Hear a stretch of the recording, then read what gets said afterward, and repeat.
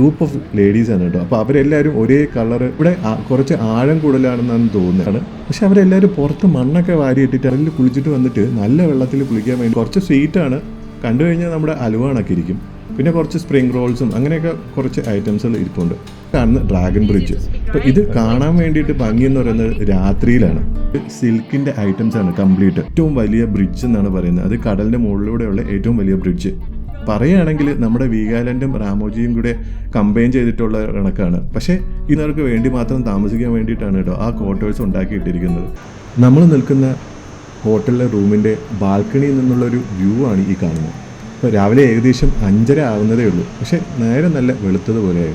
ഇവിടുത്തെ സൺറൈസ് നേരത്തെയാണ്. ഇപ്പോൾ സൺറൈസ് ഒന്ന് കാണാമെന്നും പറഞ്ഞിട്ട് ബാൽക്കണിയിൽ വന്നിരുന്നതാണ്. പക്ഷേ സൺറൈസ് ഒന്നും കാണാൻ പറ്റിയില്ല, കാരണം നല്ല ക്ലൗഡി ആയിരുന്നു. ഇപ്പോൾ ബീച്ചിൽ ആണെങ്കിൽ ഒരുപാട് ആൾക്കാർ വന്നിട്ടുണ്ട്.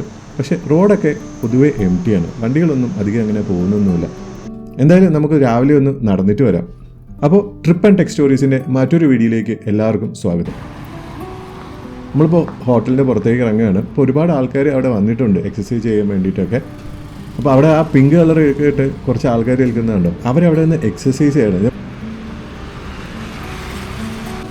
ഇപ്പോൾ ഈ റോഡൊക്കെ ക്രോസ് ചെയ്യാൻ ഭയങ്കര എളുപ്പമാണ് കേട്ടോ. അധികം വണ്ടികളൊന്നും അങ്ങനെ വരുന്നില്ല രാവിലെ ആയതുകൊണ്ട് തന്നെ. അപ്പോൾ ഇവിടുത്തെ മിക്ക ആൾക്കാരും ഭയങ്കര ഹെൽത്ത് കോൺഷ്യസ് ആണ്. ആ നിൽക്കുന്നത് ഒരു ഗ്രൂപ്പ് ഓഫ് ലേഡീസ് ആണ് കേട്ടോ. അപ്പോൾ അവരെല്ലാവരും ഒരേ colour dress kind of uniform ഇട്ടെടുത്താണ് അവർ ഈ എക്സസൈസ് ചെയ്യുന്നത്. കാണാൻ നല്ലൊരു കാഴ്ചയാണ് കേട്ടോ. കാരണം എല്ലാവരും ഒരേ രീതിയിലുള്ള കളറിലുള്ള ഡ്രസ്സ് ഇട്ടിട്ട് ചെയ്യുന്നത് കാണാൻ വേണ്ടിയിട്ട്. എന്തായാലും അവരവിടെ നിന്ന് എക്സസൈസ് ചെയ്യട്ടെ, നമുക്ക് ബീച്ചിൽ നിന്ന് കറങ്ങിയിട്ട് വരാം. ഈ നിൽക്കുന്ന കമ്പി എനിക്ക് തോന്നുന്നു ഫയറിൻ്റെ എന്തെങ്കിലുമൊക്കെ റിലേറ്റഡ് ആയിരിക്കും എന്ന് തോന്നുന്നു. അപ്പോൾ ഇവിടുന്ന് എന്തെങ്കിലും വെള്ളം എടുക്കാനോ അല്ലെങ്കിൽ വെള്ളം പമ്പ് ചെയ്യാനോ എന്തെങ്കിലുമൊക്കെ യൂസ് ചെയ്യാൻ വേണ്ടിയിട്ടായിരിക്കും ഇതിവിടെ വെച്ചേക്കുന്നത്. ബീച്ചെല്ലാം അടിപൊളിയായി വൃത്തിയാക്കിയാണ് കേട്ടോ ഇട്ടേക്കുന്നത്. ഒരു പ്ലാസ്റ്റിക്കോ കവറോ കുപ്പിയോ അങ്ങനെ ഒന്നുമില്ല ഇവിടുന്ന് കാണാൻ വേണ്ടിയിട്ട്.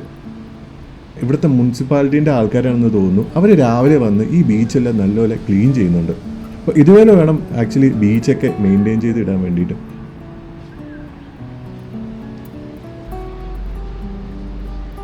ഇവിടെ സ്വിമ്മിങ് അലൗഡ് അല്ല എന്നാണ് ഈ ഒരു ബോർഡ് വെച്ചേക്കുന്നത്. അതിൻ്റെ താഴെ ആരോ 2 ചപ്പലും കൊണ്ട് വെച്ചിട്ട് പോയിട്ടുണ്ട്. എനിക്ക് തോന്നുന്നു ഇവിടെ കുറച്ച് ആഴം കൂടുതലാണെന്നാണ് തോന്നുന്നത്. പിന്നെ ഇവിടെ ലൈഫ് ഗാർഡിനെ ഒന്നും കാണാനും ഇല്ല. അപ്പോൾ ഇതൊക്കെ കൊണ്ടായിരിക്കാം ഇവിടെ ഈ സ്വിമ്മിങ് അലൗഡ് അല്ല എന്ന് പറഞ്ഞിട്ട് ബോർഡ് വെച്ചേക്കുന്നത്. അപ്പോൾ കുറച്ച് ആൾക്കാർ ഇവിടെ ജോഗ് ചെയ്യുന്നുണ്ട്, കുറച്ച് ആൾക്കാർ നടക്കുന്നുണ്ട്, കുറച്ച് ആൾക്കാർ ഇവിടെ വന്നിട്ട് ഈ കടലിൻ്റെ വ്യൂ ഒക്കെ ആസ്വദിക്കുന്നുണ്ട്. അങ്ങനെ ഒരുപാട് ടൈപ്പ് ഓഫ് ആൾക്കാരെ നമുക്ക് ഇവിടെ രാവിലെ കാണാൻ പറ്റും. എന്തൊക്കെ പറഞ്ഞാലും രാവിലെയും വൈകുന്നേരവും ഈ കടലിൻ്റെ ഒരു ഭംഗി എന്ന് പറയുന്നത് ഒരു പ്രത്യേകത തന്നെയാണ്. 2 പ്രാവിൻകുട്ടന്മാരെ കണ്ടോ, നടക്കാൻ വന്നതായിരിക്കും രാവിലെ ബീച്ചിൽ.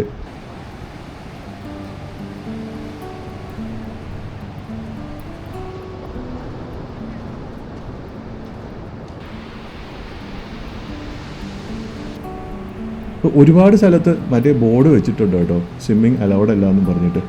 ഇവിടെ എവിടെയെങ്കിലും ഉണ്ടായിരിക്കും മിക്കവാറും കുളിക്കാൻ വേണ്ടിയിട്ടുള്ള ഒരു ഡെസിഗ്നേറ്റഡ് ആയിട്ടുള്ള ഒരു ഏരിയ. അപ്പോൾ ആ സൈഡിൽ കാണുന്നത് ഷാക്കും ഹോട്ടൽസും റെസ്റ്റോറൻറ്റ്സ് ഒക്കെയാണ്. അപ്പോൾ നൈറ്റ് ഇവിടെയൊക്കെ അടിപൊളിയാണ് കാണാൻ വേണ്ടിയിട്ട്. ആ കാണുന്നതാണ് കേട്ടോ അവിടെ കുളിക്കാനുള്ളൊരു ഏരിയ. ഒരുപാട് ആൾക്കാർ അവിടെ ഒന്ന് കുളിക്കുന്നുണ്ട്. ഇവിടെ ഈ സൈഡിൽ കുറച്ച് ആൾക്കാർ മണ്ണിൽ കിടക്കുന്നുണ്ട്. അപ്പോൾ കുറച്ച് പ്രായമായിട്ടുള്ള ടീമുകളാണ്. പക്ഷെ അവരെല്ലാവരും പുറത്ത് മണ്ണൊക്കെ വാരിയിട്ടിട്ടാണ് കിടക്കുന്നത്. ഇനി ഇത് ഇവരുടെ വല്ല തെറാപ്പി ആണോ എന്ന് അറിയത്തില്ല, അതോ ഇരുന്ന് കളിക്കുന്നതാണ്. എന്തായാലും കളിക്കുന്നതായിരിക്കത്തില്ല, കാരണം ഇത്രയും പ്രായമൊക്കെ ആയില്ലേ. അപ്പോൾ എല്ലാവരും അവിടെ തന്നെയാണ് കേട്ടോ കുളിക്കുന്നത്. അപ്പോൾ ബീച്ചിലേക്ക് വരാൻ വേണ്ടിയിട്ടുള്ളൊരു മെയിൻ വഴിയാണ് കേട്ടോ ഈ കാണുന്നത്. അപ്പോൾ അതിൻ്റെ ഇപ്പുറത്തിരിക്കുന്നത് ഒരു ലൈഫ് ഗാർഡിൻ്റെ റൂമാണ്, അതായത് അവരുടെ ഒരു റെസ്റ്റിംഗ് ഏരിയ. അപ്പോൾ അവിടെ ഒരു ബോർഡ് വെച്ചിട്ടുണ്ട്. അതായത് ഈ ബീച്ചിൽ കുളിക്കാൻ വേണ്ടിയിട്ട് സമ്മർ ടൈമിലും വിൻ്റർ ടൈമിലും ഒരു ടൈമുണ്ട്. സമ്മർ ടൈം എന്ന് പറയുന്നത് ഏപ്രിൽ തൊട്ട് സെപ്റ്റംബർ വരെയുള്ള മന്ത്സിനെയാണ് സമ്മർ ടൈം എന്ന് അവർ പറയുന്നത്. രാവിലെ 4:30 തൊട്ട് വൈകുന്നേരം 7 മണി വരെയാണ് ടൈമിംഗ് ഉള്ളത്. വിൻ്റർ ടൈമിൽ 5 മണി തൊട്ട് 6:30 വരെയാണ്. അപ്പോൾ ഈ ഒരു ഏരിയ ഉണ്ടോ, അതായത് നമുക്ക് കടലിൽ കുളിച്ചിട്ട് വന്നിട്ട് നല്ല വെള്ളത്തിൽ കുളിക്കാൻ വേണ്ടിയിട്ടുള്ളൊരു സെറ്റപ്പാണ് ഇവിടെ ചെയ്തേക്കുന്നത്. അപ്പോൾ ഡ്രസ്സ് ചേഞ്ച് ചെയ്യാനും ഉള്ള സൗകര്യങ്ങളെല്ലാം ഇവരിവിടെ ചെയ്തിട്ടുണ്ട്. അപ്പോൾ ഈ ഒരു ഏരിയയിലാണ് ബൈക്കിലൊക്കെ വരുന്നവർക്ക് വേണ്ടിയിട്ട് ഉള്ള ഒരു പാർക്കിംഗ് ഏരിയ. അതുപോലെ തന്നെ ആ ഒരു സ്ഥലം 2ആയിട്ട് സ്പ്ലിറ്റ് ചെയ്തിട്ടുണ്ട്. ഒന്ന് ലേഡീസിന് വേണ്ടിയിട്ടും ഒന്ന് ജെൻസിന് വേണ്ടിയിട്ടും. നമുക്ക് കടലിൽ കുളിച്ച് വന്നിട്ട് നല്ല വെള്ളത്തിൽ കുളിച്ച് ഡ്രസ്സ് ചേഞ്ച് ചെയ്ത് പോകാൻ പറ്റും. എന്തായാലും നല്ല യൂസ്ഫുൾ ആയിട്ടുള്ളൊരു സെറ്റപ്പ്. അപ്പോൾ ബൈക്കിൽ വരുന്നവർക്ക് ഇവിടെ പാർക്കിംഗ് ചെയ്യാൻ വേണ്ടിയിട്ട് ഒരു ഏരിയ തന്നെ അവർ വെച്ചിട്ടുണ്ട്. ഒരു ചെറിയൊരു ഫീം അവർ ഈടാക്കുന്നുണ്ടെന്നാണ് പറഞ്ഞത്. അപ്പോൾ അതാണ് അവരവിടെ നിന്ന് കളക്ട് ചെയ്യുന്നത്. അപ്പോൾ ടൂറിസം പ്രൊമോട്ട് ചെയ്യാൻ വേണ്ടിയിട്ട് എന്തെല്ലാം ആണല്ലേ അവരിവിടെ ചെയ്യുന്നത്. അവിടുത്തെ കാഴ്ചകളൊക്കെ കണ്ടിട്ട് നമുക്ക് തിരിച്ച് ഹോട്ടലിലേക്ക് നടക്കുകയാണ്. എല്ലാ സ്ഥലങ്ങളും നല്ല വൃത്തിയായിട്ടാണ് കേട്ടോ ഇട്ടേക്കുന്നത്. അപ്പോൾ അവിടെ അടുത്ത സെറ്റ് ആൾക്കാർ ഒന്ന് എക്സസൈസ് ചെയ്യാണ്. അപ്പോൾ അതിൻ്റെ കൂട്ടത്തിൽ പ്രായമായ ആൾക്കാർ വരെ ഉണ്ട് കേട്ടോ. ഇപ്പോൾ വണ്ടികൾക്ക് പോകാനുള്ള സമയങ്ങളൊക്കെയാണ് ഇവിടെ എഴുതി വെച്ചിരിക്കുന്നത്. ഏതൊക്കെ സമയത്ത് ഹോൺ അടിച്ചുകൂടാ എന്നുള്ളത് വരെ ഇവിടെ എഴുതി വെച്ചിട്ടുണ്ട്.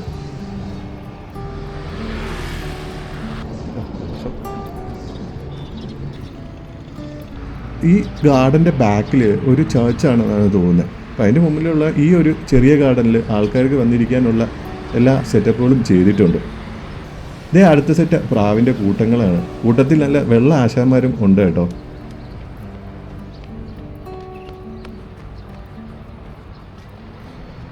അപ്പോൾ മരങ്ങളെല്ലാം നല്ല അടിപൊളിയായിട്ടാണ് വൃത്തിയാക്കി വെട്ടി നിർത്തിയിരിക്കുന്നത്.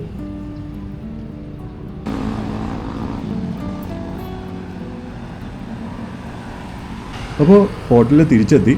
അപ്പോൾ റൂമിൽ പോയിട്ട് ഫ്രഷായി താഴെ വന്ന് ഫുഡ് കഴിക്കണം. എന്നിട്ട് നമ്മുടെ ഇന്നത്തെ ടൂർ ഗൈഡിന് വേണ്ടിയിട്ട് വെയിറ്റ് ചെയ്യണം. അപ്പോൾ നമ്മളിന്ന് ഇവിടുത്തെ ഫേമസ് ആയിട്ടുള്ള ഒരു ഹിൽ സ്റ്റേഷനിലേക്കാണ് പോകുന്നത്. ബാന ഹിൽസ് എന്നാണ് ആ ഒരു ഹിൽ സ്റ്റേഷൻ്റെ പേര്.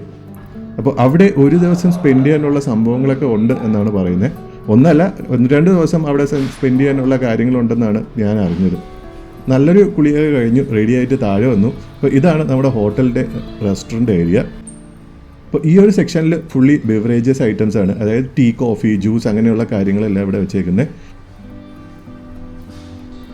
പിന്നെ ഇവിടെയാണ് മെയിൻ കോഴ്സ് സെറ്റ് ചെയ്തിരിക്കുന്നത്. അപ്പോൾ ഒരുപാട് വെറൈറ്റി ആയിട്ടുള്ള ഐറ്റംസുകളെല്ലാം അവർ വെച്ചിട്ടുണ്ട് കേട്ടോ. അപ്പോൾ എല്ലാം വിയറ്റ്നാമീസ് സ്റ്റൈലിലുള്ള ഐറ്റംസ് ആണ്, പക്ഷേ എല്ലാം നല്ല ടേസ്റ്റി ആയിട്ടുള്ള ഐറ്റംസ് ആണ്. വെജിറ്റബിൾ സ്ട്രീ ഫ്രൈയും ന്യൂഡിൽസും ഫ്രൈഡ് റൈസും അങ്ങനെയുള്ള ഒരുപാട് ഐറ്റംസുകളാണ് ഇവിടെ വെച്ചേക്കുന്നത്. ഇത് അവരുടെ ഒരു ചട്നിയാണ് കേട്ടോ. അതായത് കപ്പലണ്ടി പൊടിച്ചിട്ട് മധുരവും അങ്ങനെയൊക്കെ ചെയ്തേക്കുന്ന ഒരു ചട്നി. ഇത് എന്തിൻ്റെ കൂടെയാണ് കഴിക്കുന്നതെന്ന് അറിയത്തില്ല. സ്വീറ്റിഷ് ചട്നിയാണിത്. അപ്പോൾ ഇതൊരു ബീഫിൻ്റെ ഡിഷായിരുന്നു കേട്ടോ. നല്ല ടേസ്റ്റ് ഉണ്ടായിരുന്നു. ഇതാണ് സാലഡിൻ്റെ സെക്ഷൻ. അപ്പോൾ എല്ലാ ടൈപ്പ് സാലഡ്സും ഇവിടെ വെച്ചിട്ടുണ്ട്. എൻ്റെ കൂട്ടത്തിൽ കുറച്ച് അല്ലാത്ത സാധനങ്ങളും വെച്ചിട്ടുണ്ട്. ഇത് നമ്മുടെ ഇടിയപ്പം പോലത്തെ ഒരു സാധനമാണ്. അപ്പോൾ ഈ ഒരു ഫുഡ് ഒരു ജെല്ലി പോലത്തെ ഒരു ഫുഡാണ്. കുറച്ച് സ്വീറ്റാണ്. കണ്ടു കഴിഞ്ഞാൽ നമ്മുടെ അലുവ കണക്ക് ഇരിക്കും. പിന്നെ കുറച്ച് സ്പ്രിംഗ് റോൾസും അങ്ങനെയൊക്കെ കുറച്ച് ഐറ്റംസുകൾ ഇരിപ്പുണ്ട്. അപ്പോൾ ഇതാണ് ഇവരുടെ മെയിൻ ബ്രേക്ക്ഫാസ്റ്റ്. അതായത് നമ്മൾ ഇഡ്ഡലിയും ദോശയൊക്കെ കഴിക്കുന്നത് പോലെ ഇവർ ഇതാണ് കഴിക്കുന്നത്. അപ്പോൾ അവരിത് ഏത് സമയത്തും കഴിക്കും. പിന്നെ കുറച്ച് ലൈവ് കൗണ്ടേഴ്സും ഉണ്ട് അവിടെ. ഇത് ഡെസേർട്ട് സെക്ഷനാണ്. ഫ്രൂട്ട്സ്, പേസ്ട്രീസ്, യോഗേർട്സ് അങ്ങനെയുള്ള എല്ലാ ഐറ്റംസാണ് ഇവിടെ വെച്ചിരിക്കുന്നത്. നല്ല ടേസ്റ്റി ഫുഡായിരുന്നു. അത്യാവശ്യം എല്ലാ ഐറ്റംസും ഉണ്ടായിരുന്നു. അപ്പോൾ ഞാൻ കുറച്ചൊക്കെ ഫുഡൊക്കെ എടുത്തിട്ട് ഇവിടെ വന്നപ്പോഴത്തേക്കും ഇവിടെ ഒരാൾ മൊബൈലും നോണ്ടിക്കൊണ്ടിരിക്കുകയാണ്. ഇപ്പോൾ ബ്രേക്ക്ഫാസ്റ്റ് കഴിക്കാൻ വേണ്ടിയിട്ട് വന്നതാണ്. അപ്പോൾ ഫുഡൊക്കെ ഫിനിഷ് ചെയ്തിരുന്നപ്പോഴത്തേക്കും നമ്മുടെ ഗൈഡ് വന്നു നമ്മളെ പിക്കപ്പ് ചെയ്തു. അപ്പോൾ ഒരുപാട് ആൾക്കാരൊന്നുമില്ല. നമ്മളൊരു 2 ഫാമിലി മാത്രമേ ഉള്ളൂ. അതുകൊണ്ട് തന്നെ പെട്ടെന്ന് പിക്കപ്പ് കഴിഞ്ഞു. നമ്മളിപ്പോൾ നേരെ ബാന ഹിൽസിലേക്കാണ് പോകുന്നത്. അവിടുത്തെ ക്ലൈമറ്റ് കുറച്ച് തണുപ്പുള്ളതാണെന്നാണ് പറഞ്ഞത്. അതുകൊണ്ട് തന്നെ കയ്യിൽ കുടയും പിന്നെ ജാക്കറ്റും ഒക്കെ എടുക്കാൻ പറഞ്ഞിട്ടുണ്ട്. ഇന്നത്തെ വണ്ടി ഒരു ചെറിയൊരു വണ്ടിയാണ് കേട്ടോ. അതായത് നമ്മുടെ ടാറ്റയുടെ വിങ്ങർ പോലത്തെ ഉള്ള ഒരു ചെറിയൊരു വണ്ടി. അപ്പോൾ ഇന്ന് കംപ്ലീറ്റ് ഡേ നമ്മൾ ബാന ഹിൽസിലാണ് സ്പെൻഡ് ചെയ്യാൻ പോകുന്നത്. അപ്പോൾ ഇവിടുന്ന് പോവുകയാണെന്നുണ്ടെങ്കിൽ ഒരു ദിവസം മാത്രമേ ഉള്ളെന്നുണ്ടെങ്കിൽ അതിരാവിലെ പോകുന്നതായിരിക്കും കുറച്ചും കൂടി നല്ലത്. എന്നാലേ നമുക്ക് അവിടെയുള്ള എല്ലാ കാര്യങ്ങളും കണ്ടിട്ട് വരാൻ പറ്റത്തുള്ളൂ. അപ്പോൾ നമ്മൾ ആക്ച്വലി കുറച്ച് ലേറ്റാണ്. പിന്നെ ദനാങ്ങിൽ തന്നെ വേറൊരു മെയിൻ അട്രാക്ഷനാണ് ആ കാണുന്ന ഡ്രാഗൺ ബ്രിഡ്ജ്. അപ്പോൾ ഇത് കാണാൻ വേണ്ടിയിട്ട് ഭംഗി എന്ന് പറയുന്നത് രാത്രിയിലാണ്. അപ്പോൾ രാത്രിയിൽ ഇത് കംപ്ലീറ്റ് ലൈറ്റപ്പ് ആവും. വെള്ളി, ശനി, ഞായർ ദിവസങ്ങളിൽ രാത്രി 9 മണി തൊട്ട് ഷോ ഉണ്ട്. അതായത് ഫയർ ആൻഡ് വാട്ടർ ഷോ. അതൊരു 15 മിനിറ്റ് ഉണ്ടെന്നാണ് പറഞ്ഞത്. ഇത് കാണാൻ വേണ്ടിയിട്ട് ഒരുപാട് ആൾക്കാർ ഇവിടെ വരുന്നുണ്ട്. പക്ഷെ നമ്മളിപ്പോൾ ഇവിടെ ഉള്ളത് ഇപ്പോൾ ഒരു വീക്ക് ഡേയിലാണ്. അതുകൊണ്ട് തന്നെ നമുക്കത് കാണാൻ പറ്റത്തില്ല. അപ്പോൾ നിങ്ങൾ വരികയാണെങ്കിൽ അതൊക്കെ ഒന്ന് അഡ്ജസ്റ്റ് ചെയ്ത് വരിക. അപ്പോൾ നിങ്ങൾക്കത് കാണാൻ പറ്റും.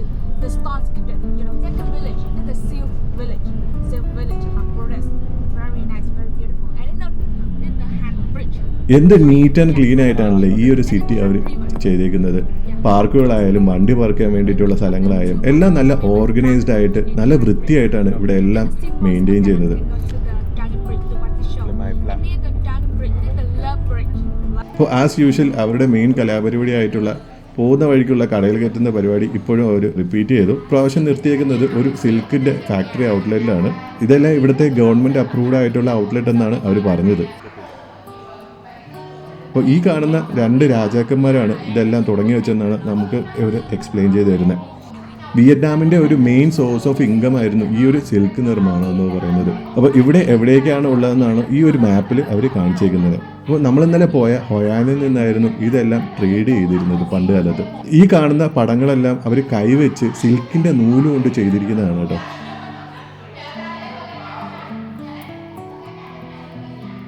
അപ്പോൾ അവർ ഈ സ്റ്റോറിൽ പല സെക്ഷനുകളായിട്ട് തിരിച്ചിട്ടുണ്ട്. ചില സെക്ഷനിൽ ഇതിൻ്റെ ഹിസ്റ്ററിയും ചില സെക്ഷനിലെ മെറ്റീരിയൽസും പിന്നെ ഇതിൻ്റെ ഫൈനൽ പ്രോഡക്ട്സും അങ്ങനെയൊക്കെ ആയിട്ടാണ് അവർ വെച്ചിരിക്കുന്നത്. സിൽക്കിൻ്റെ ഫസ്റ്റ് സ്റ്റെപ്പാണ് കേട്ടോ ഈ കാണിച്ചിരിക്കുന്നത്. അപ്പോൾ ഇത് റോ സിൽക്ക് എന്നാണ് അവരത് പറയുന്നത്. അപ്പോൾ ഇതിനെയാണ്, ഈ കാണുന്ന ഐറ്റത്തിനെയാണ് അവർ ചർക്കയിൽ കയറ്റിയിട്ട് കറക്കി നൂലാക്കുന്നത്. നമ്മളെ നാട്ടിലെ കൈത്തറി മെഷീൻസ് പോലുള്ള ഐറ്റംസ് തന്നെയാണ് എവരും യൂസ് ചെയ്യുന്നത്. അപ്പോൾ സിൽക്ക് ഉണ്ടാവുന്നത് എങ്ങനെയാണെന്നാണ് ഈ കാണിച്ചിരിക്കുന്നത് കേട്ടോ. അപ്പോൾ പട്ടുനൂൽ പുഴുവിനെ വളർത്തി ഒരു കൊട്ടയ്ക്കകത്താക്കി അത് ഉണ്ടാക്കുന്ന ഒരു കൊക്കൂൺ എടുത്ത് അതിനെ പ്രോസസ്സ് ചെയ്യുമ്പോഴത്തേക്കും ഉണ്ടാകുന്ന നൂല്, അതിൻ്റെ കംപ്ലീറ്റാണ് അവരിവിടെ ഈ ഒരു ഫോട്ടോസിൽ അവർ കാണിച്ചിരിക്കുന്നത്. ഈ വെച്ചിരിക്കുന്നത് ഗോൾഡൻ കൊക്കൂണാണ് കേട്ടോ. അതായത് സിൽക്കിൻ്റെ തന്നെ അവർ 2 ടൈപ്പ് ഉണ്ടെന്നാണ് പറഞ്ഞത്. ഒന്ന് ഗോൾഡൻ കൊക്കൂണും പിന്നെ ഒന്ന് വൈറ്റ് കളർ കൊക്കൂണും. അപ്പോൾ ഈ ഗോൾഡൻ കൊക്കൂൺ കുറച്ച് കോസ്റ്റ്ലി ആണെന്നാണ് പറഞ്ഞത്. കാരണം അത് വളർത്തിയെടുക്കാനും പിന്നെ പ്രോസസ്സ് ചെയ്തെടുക്കാനൊക്കെ കുറച്ച് പാടാണെന്നാണ് പറഞ്ഞത്. അപ്പോൾ ഈ ബെഡിലിട്ടിരിക്കുന്നത് സിൽക്കിൻ്റെ ഐറ്റംസ് ആണ് കംപ്ലീറ്റ്. അതായത് അതിൻ്റെ മുകളിൽ വിരിച്ചിരിക്കുന്ന ബെഡ്ഷീറ്റും പിന്നെ ഇട്ടിരിക്കുന്ന ബ്ലാങ്കറ്റും എല്ലാം സിൽക്കിലാണ് ഉണ്ടാക്കിയിരിക്കുന്നത്. ഈ കാണിച്ചിരിക്കുന്നത് സിൽക്ക് റൂട്ട് എന്ന് പറയുന്ന ഒരു വഴിയാണ് കേട്ടോ. അതായത് പണ്ട് ട്രേഡിങ് നടത്തിയിരുന്നെന്ന് പറയുന്നത് ഈ റൂട്ടിൽ കൂടെയാണെന്നാണ് പറഞ്ഞത്. അപ്പോൾ നമ്മുടെ രാജ്യമുണ്ട് ഇതിനകത്ത്. ഈ വെച്ചിരിക്കുന്നത് അവരുടെ തന്നെ പ്രോഡക്റ്റുകളാണ് കേട്ടോ. അപ്പോൾ അടുത്തതാണ് നമ്മൾ പെട്ടുപോയെന്ന് പറയാൻ പറ്റത്തില്ല, നല്ലൊരു ഡെമോ ആയിരുന്നു പ്രോഡക്റ്റിൻ്റെ. അപ്പോൾ ഒരുപാട് ഹെൽത്ത് ബെനിഫിറ്റ്സ് ഉണ്ടെന്നാണ് പറയുന്നത് ഈ ഒരു സിൽക്ക് ബ്ലാങ്കറ്റിൻ്റെ.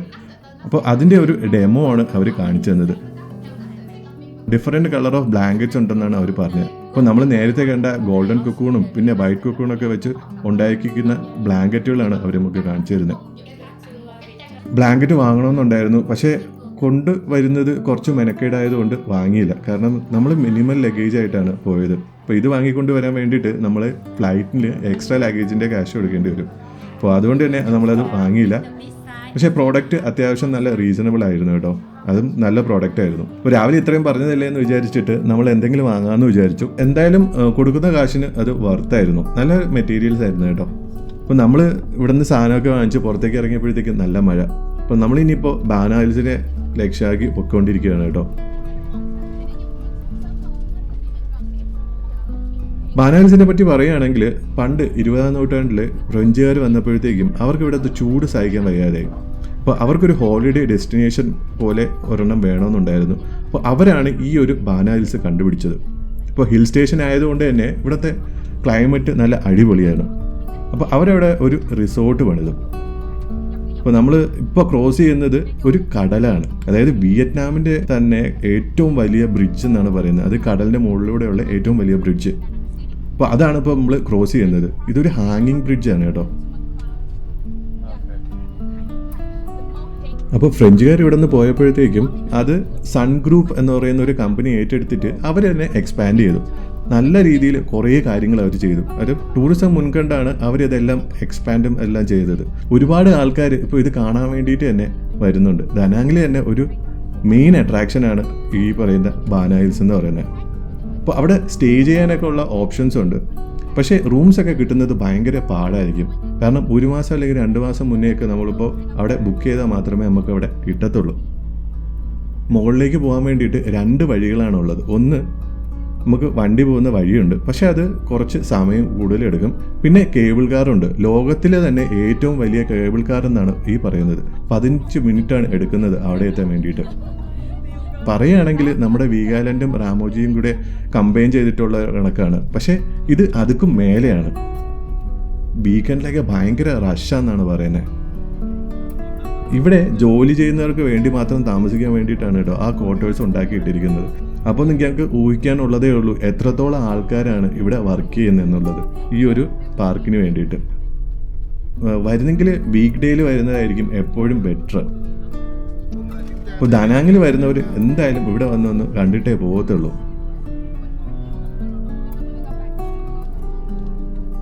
അപ്പോൾ നമ്മളിപ്പോൾ ബനായിൽസിൻ്റെ പാർക്കിങ്ങിൽ എത്തിയിരിക്കുകയാണ്.